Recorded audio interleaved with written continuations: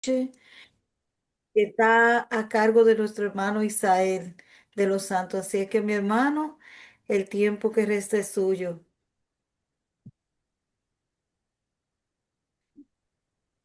Bien, muy buenas noches, mis hermanos, ¿cómo estamos? Espero que bien, por la gracia de Dios. Así es, mi Así hermano. es. Amén. Hey, Carlos, ¿cómo estamos? Bien, Serio. vamos a empezar. Todo bien, gracias a Dios. Bien, amén. Gloria a Dios. Amén. Te Vamos bendiga. a, vamos a empezar con una oración. Amén. Padre amado, te adoramos y te glorificamos en esta bella noche, Señor, pidiéndote que ahora nos dirijas en este hermoso tema, Señor. En el nombre de Jesús, amén. Amén. Amén. Amén. Bien, el tema que tengo hoy tiene como título La Universidad de Dios. Es muy interesante este tema porque cuando escuchamos de eso, de que la Universidad de Dios, ¿qué es lo que pensamos? ¿Será la Universidad Adventista que está allí en University o algo así por el estilo? Pensamos en que es una universidad como la que hay aquí en el mundo, o es algo más espiritual, algo más como en cuanto a moldear tu carácter, algo más que solo enseñarnos algo que no sabíamos. Bien, la lectura que tenemos se encuentra en Primera de Corintios 3:19. Primera de Corintios 3:19. Y nos dice, porque la sabiduría de este mundo es insensatez para con Dios, pues escrito está, Él prende a los sabios en la astucia de ellos. Básicamente lo que nos está diciendo esta cita es que no importa qué título académico tú tengas o qué tanto tú dependas de tu propia inteligencia para tú resolver las cosas, si Dios no es quien dirige tu vida, simplemente es necedad para con Dios. Nos dice, creo que es en Eclesiastés, creo que nos dice que el principio de la sabiduría es el temor a Jehová. O sea que si uno no teme a Jehová y uno confía en su inteligencia, uno no tiene ni siquiera el principio de la sabiduría. A lo largo de la historia, siempre Dios, en su mayoría, siempre ha usado personas que no contaban con más de que solo con Dios, solamente contaban con Dios, no tenían en su mayoría, claro, porque tenemos a Pablo, por ejemplo, que era una persona que había estudiado bajo los pies de Gamaliel, pero la mayoría de las personas que Dios llamó no tenían no tenían un título universitario, ni eran importantes, ni eran ricos, ni eran famosos, nada. Muchas personas que tienen cierto conocimiento o logros académicos creen que por el hecho de que tienen un título académico ya pueden darle un empujoncito a Dios o ayudarlo a Dios. O pueden hacer la voluntad de Dios de acuerdo a su conocimiento y moldear las cosas a su manera. Vamos. Um, yo tengo aquí algunas citas de Ellen G. White que están bien interesantes. Por ejemplo, aquí tengo una en Conflicto y Valor, página 83, que nos dice, en sus esfuerzos por prepararse para ser colaboradores de Dios, frecuentemente, o sea, muy a menudo, los hombres se colocan en situaciones que los inhabilita para ser moldeados y plasmados como el Señor quisiera. Bien, y nos preguntamos, ¿cómo así que uno se pone en situaciones que impiden que Dios no nos guíe como Él quiere? Sigue diciendo, de esta forma, como sucedió con Moisés, aquí están poniendo el ejemplo de Moisés, es muy interesante. No se les encuentra la semejanza divina. Al someterse a la disciplina de Dios, Moisés convirtió, Moisés se convirtió en un vaso santificado a través del cual pudo trabajar el Señor. No vaciló en cambiar su camino por el camino del Señor, aunque llevara por senderos extraños aún no trillados. Miren qué interesante la cita que nos sigue diciendo. no fueron las enseñanzas de Egipto las que capacitaron a Moisés para triunfar sobre sus enemigos. Ustedes saben que Moisés era un, un vicepresidente, se puede decir, de Egipto. Era una persona con bastante poder antes de ir al desierto los 40 años. Pero aquí nos está diciendo que Moisés estaba en una posición que el Señor no lo iba a poder usar, estaba inhabilitado para ser moldeado por el Señor. Pero usted se pregunta, pero él tenía un buen cargo.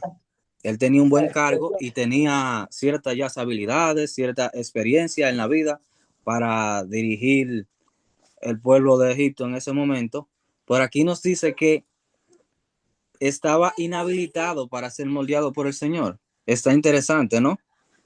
Nos sigue diciendo, sino una fe, no fueron las enseñanzas de las escuelas de Egipto las que capacitaron a Moisés para triunfar sobre sus enemigos, sino que, oigan, muy interesante, sino una fe firme, una fe que no fallaba frente a las más angustiosas circunstancias. Moisés actuaba como viendo al invisible.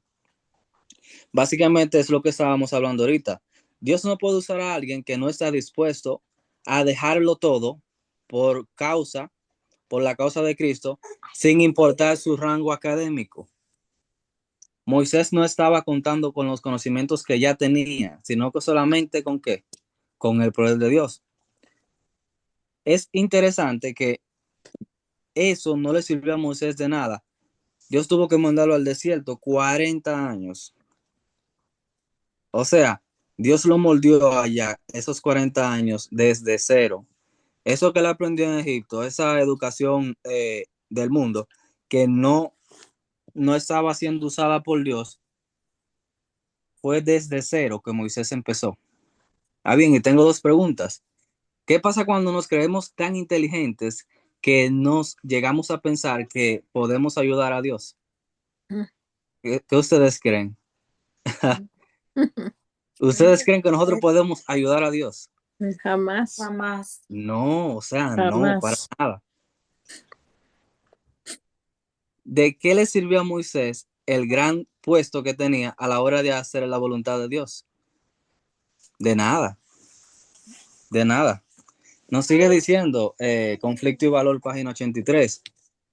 Dios no busca hombres de educación perfecta. Ahora uno se frena aquí, como dicen allá, frenamos los caballos.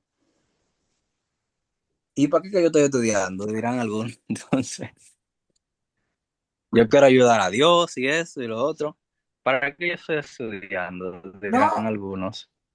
o como Y nos decimos allá dice, en Israel, que diga, dicen que no, que dicen allá no, porque Dios dice ayúdate, que yo te ayudaré. Y yo me quedo, ¿cómo que Dios va a mandar a ayudarse? ¿Que va a ayudar luego?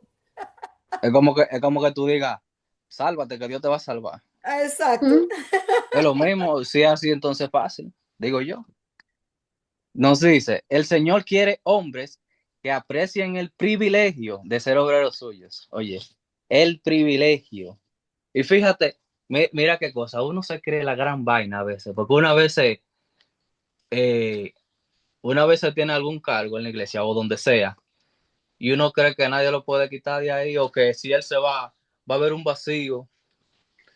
Y eso le pasa a uno cuando uno es muy bueno en algo. Por ejemplo, aquí está mi chica que yo la conocí en el trabajo, a Sheila, yo la conocí en el trabajo y yo era el número uno en ese trabajo, el número uno en todo, básicamente.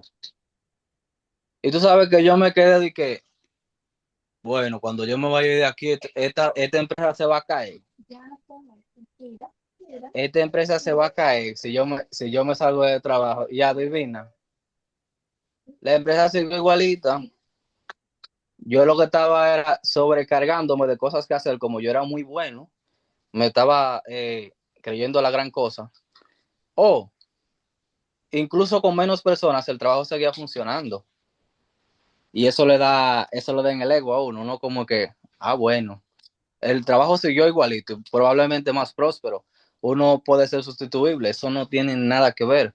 Entonces, yo pienso que Dios nos usa de esa manera para que no tengamos ninguna excusa de que esto avanzó porque yo estudié esto. O la causa de Dios está avanzando porque si yo no hubiese estado aquí, no se bautizan que se aguanta personas. Ese ego de uno, Dios se asegura de que no tenga nada que ver uno para que solo brille Dios. Y yo digo amén por eso. Así debería Amén. ser. Dice, el Señor quiere hombres que aprecien el privilegio de ser obreros suyos, que lo honren con una obediencia absoluta a sus requerimientos, sin tener en cuenta teorías previamente incalculadas. Muchos que buscan eficiencia para la elevada obra de Dios, perfeccionando su educación en la escuela de los hombres, encontrarán que han fallado en aprender las lecciones más importantes que el Señor quiere enseñarles. Ok, si las lecciones más importantes que el Señor quiere enseñarnos no están solamente en la escuela, porque también se pueden aprender muchas cosas. ¿Cuáles son entonces esas enseñanzas? Al descuidar someterse a los llamados del Espíritu Santo, al no vivir a los requerimientos de Dios, su eficiencia espiritual se ha debilitado. Al ausentarse de la escuela de Cristo, han olvidado el sonido de la voz del Maestro y él no puede dirigir su rumbo, que ya la persona está tomando su propia decisión, ya la persona cree que sabe para dónde va. Los hombres pueden adquirir todo el conocimiento humano parta, pero esto es muy importante. Los hombres pueden adquirir todo el conocimiento que los maestros humanos impartan, pero Dios requiere de ellos una sabiduría aún mayor. ¿Qué les parece? Wow, gloria, yo digo gloria a Dios. O sea, tú Amén. puedes estudiar lo que tú quieras en esta tierra, pero Dios demanda de ti una sabiduría aún mayor. ¿Y cuál es esa sabiduría? La palabra de Dios. Como Moisés, deben aprender mansedumbre, humildad de corazón y desconfianza de sí mismos. Wow, desconfianza de sí mismos. ¿Cómo yo voy a tener desconfianza de mí mismo cuando estudié 8 años tal cosa o tal cosa? No, no, yo voy, como yo me preparé con eso, es con lo que yo voy. Yo voy confiado a lo que yo estudié. Así es que yo voy confiado. A Dios te dice, no, vete por aquí porque yo quiero que te vayas por aquí. No, pero como yo ya estudié eso, yo duré 8 años y cómo yo me voy a equivocar. No, yo sé lo que estoy haciendo. Pero Dios nos dice aquí que debemos de confiar en nosotros mismos para confiar solamente en Él. Amén. Nuestro propio Salvador, soportando la prueba por la humanidad, reconoció que por sí mismo no podía hacer nada.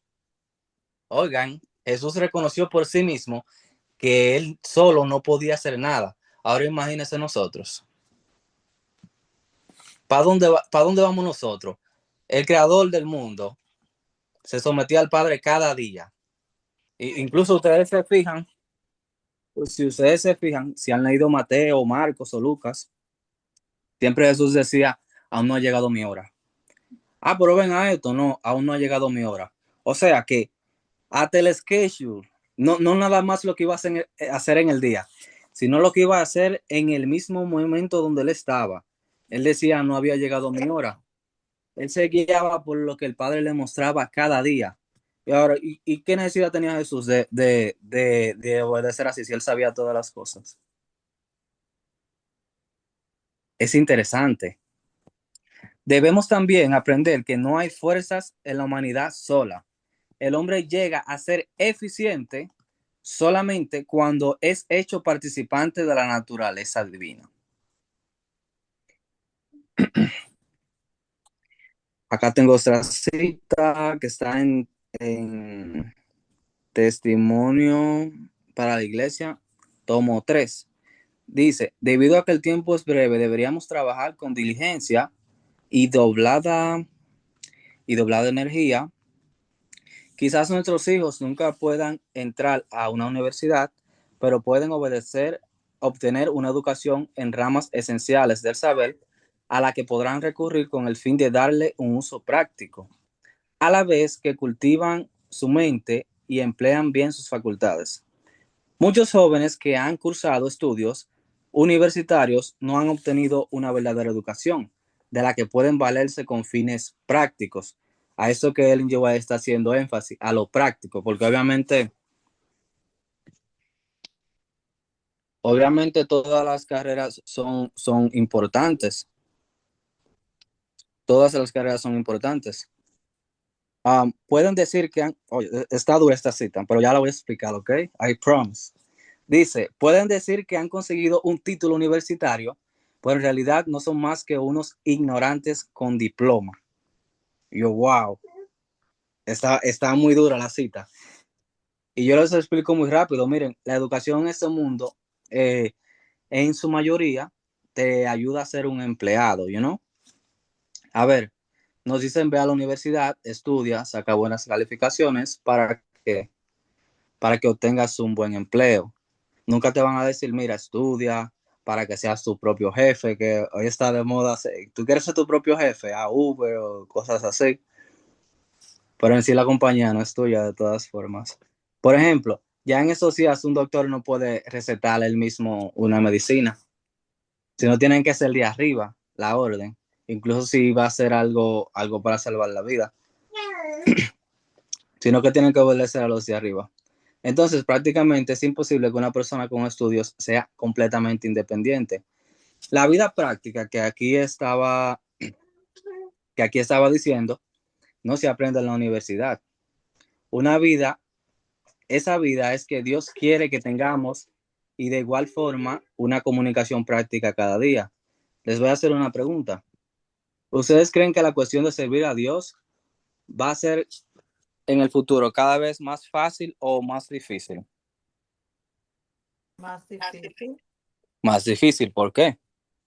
Como vemos hoy en día, que se nos complica trabajar por el asunto del sábado, ustedes saben que ese es un tema.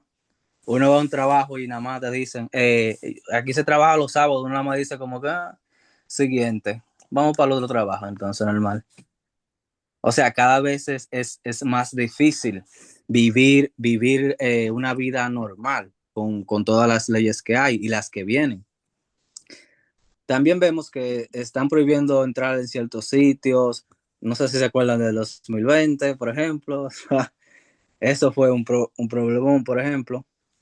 Ahora bien, eso fue en el 2020. Estamos en el 2025 y se ve como que está más o menos la cosa.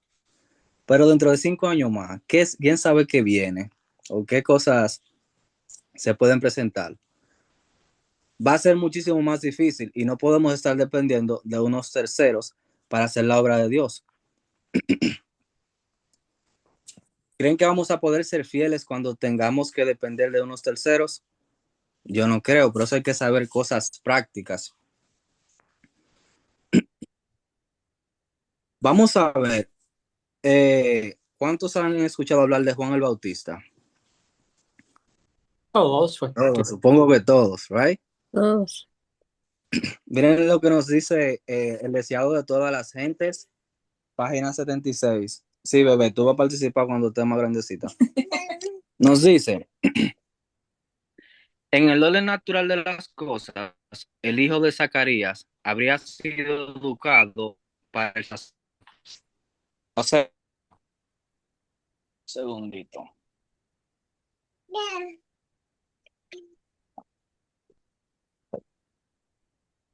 Dice, en el orden natural de las cosas, el hijo de Zacarías, o sea, Juan el Bautista, habría sido educado para el sacerdocio. Porque ustedes se han preguntado eso, pero ¿por qué Juan el Bautista no fue a estudiar a la escuela como los rabinos, como las personas que estaban allá con él?